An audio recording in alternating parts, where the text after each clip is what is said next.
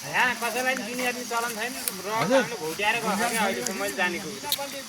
अरू कुरो त त्यसमा तिनवटा थिए अब एउटा छ दुईटा व्यक्ति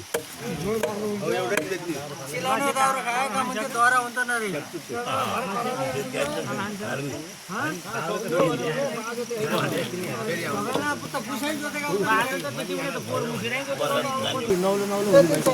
पानी हालेर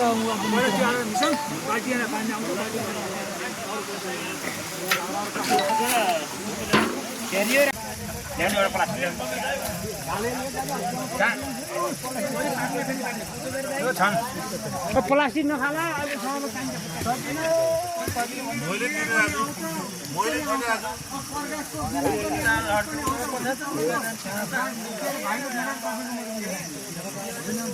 उहाँले के भन्नु होइन मैले के भने दाजुभाइको कुरा केही नि भन्नु होइन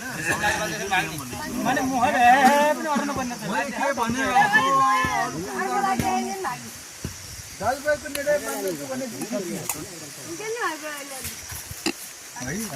के भन्न छ हाम्रो आयन दाइले दाजुभाइको निर्णय मान्ने होइन मान्नु पर्यो